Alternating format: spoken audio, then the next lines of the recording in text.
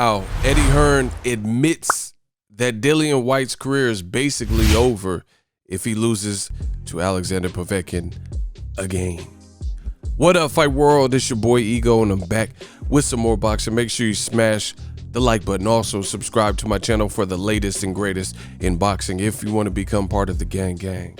Notification gang, please hit the bell icon. Shout out to the super chats, channel donations, the Venmo donations, the Cash App, and the Patreon family. We working. Sign up for the ESPN Plus app, link in the description. It does help the channel grow. ESPN Plus, they have a ton of original content. They got docuseries, documentaries, behind the scenes. This weekend, Adesanya versus Paulo Costa. That's a great fight on ESPN Plus pay-per-view. Order the pay-per-view using that link. And again, it does help the channel continue to grow so I can pump out this great content for you, the latest and greatest. Now, Sky Sports, Eddie Hearn, he has interesting quotes for Dillian Whyte. And I'm going to let you guys listen, but you see the title. Alexander Povetkin expects to deliver a, quote, terminal blow to Dillian Whyte in the world title ambitions, says Eddie Hearn. And Eddie Hearn all but says that if he loses again, it's a wrap. Listen.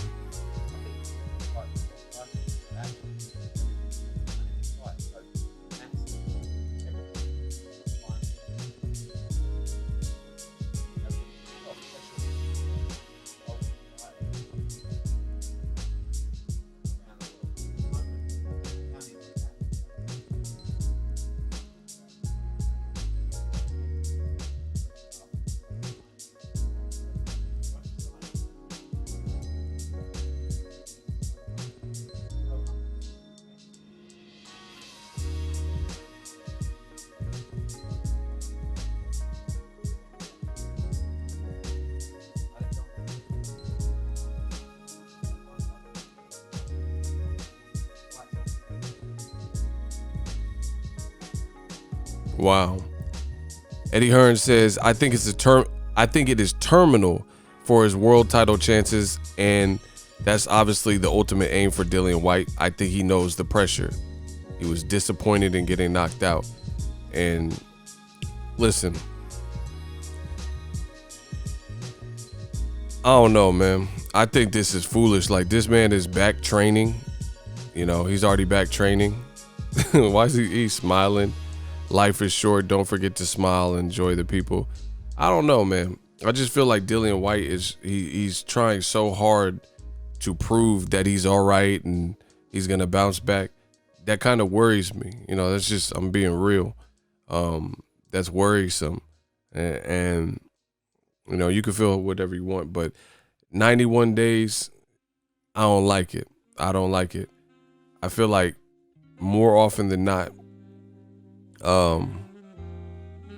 when you get knocked out in the fashion that he was knocked out, you should really consider taking tough fights, any tough fight, within a certain time frame. I think it should be almost mandatory that boxers take 6 months out after you take, like, you know, if they have like the commission or something, they rate the type of knockout. Like, okay, if you get an 8 or better, you know, you were knocked out, not like a TKO where you were out on your feet and, you know, the ref stopped it or premature.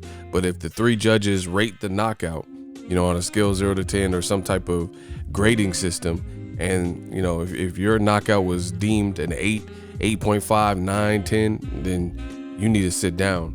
And that information needs to be passed to the commission, because just like in boxing, fighters are fighters.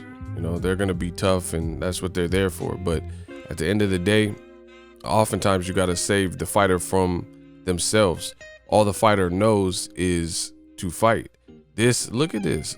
Just look at this knockout, bro. This was bad news. I mean, he's out, you know, and David Hayes said he should have been getting a 10 count, and Dillian Whyte said it was a knockdown. He was on his way up. I mean, if the ref didn't touch you, it looked like he was sleeping, and that would have been continued to be the case. You know, it's just like waking up. If you're tired, you know, and nobody bothers you or bangs on your door, or your family don't come in, then, you know, you're probably going to continue sleeping throughout. You're in that REM sleep. So I don't know. Eddie Hearn, he keeps finding his fighters in these predicaments where it's all in, you know, the chips are all down, do or die. You know, we've seen it with Kell Brook. For whatever reason, the Golovkin fight was made. I told you then, I'm saying it years later, that was a foolish decision to have your welterweight champion, undefeated at the time, move up 2 divisions, not acclimate, and fight Golovkin, who was on a tear and had 21 knockouts in a row. And then after that, he got his eye busted up and fractured in that fight. You put him in with Errol Spence because that's the fight he should have been fighting to begin with. So you try to kind of double dip, get 2 paydays. Like, okay, if you lose to Triple G, you still have your welterweight belt. So then you can just always do that, you know? So you try to get the 2 paydays and double dip. But little did you know, Kell Brook's whole career ain't been the same since those pair of losses, right? Joshua, his stock, especially in America, has dropped exponentially because you put him in with the Ruiz when Gerald Miller failed a drug test, which I told you, I did a 7 reasons picking Ruiz, that was a difficult fight for Joshua. And then Joshua was quote unquote upset. It wasn't really an upset to me because I told you, but the video is still on my channel in case you guys want to check it out.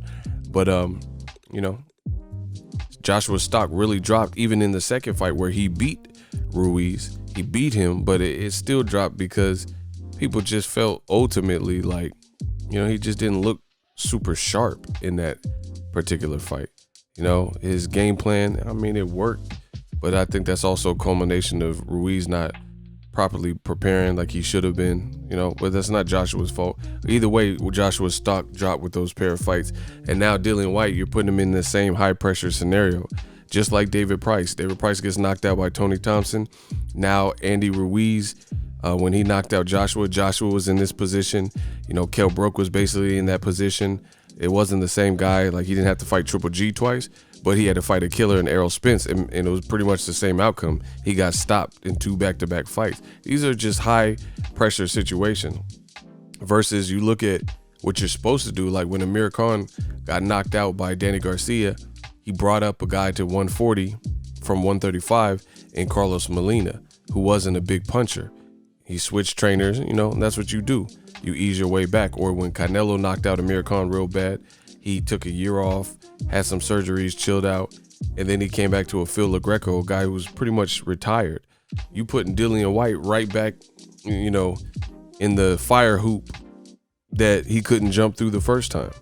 And you're only giving him 3 months to get it right because he says he wants the rematch. So whatever, you know, it's going to be what it is.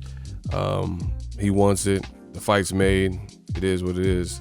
I don't know what is this Ash? I don't know why his face looks like that. It looked like Papa Shango. But you know, we'll see. But if he loses, I agree. It's over. I mean, he can still fight, but he's not going to be regarded anywhere near or close to, you know, how close he got to a title shot. You know, people are going to be like, nah, this is it. You know, some people, if he loses bad like that, you know, they'll even say hang him up. So do or die scenario, like I told you. Drop your thoughts in the comment section. As always, hate, comment, and subscribe. Till next video is Ego signing off. So if you enjoyed this video and want more content like this on the channel, you can show your appreciation by going to the PayPal donate button or the YouTube support button. And you can donate any amount that you feel is equivalent to the value of this video. Much more to come. Thank you guys for your support. Boxing Ego, the future of boxing.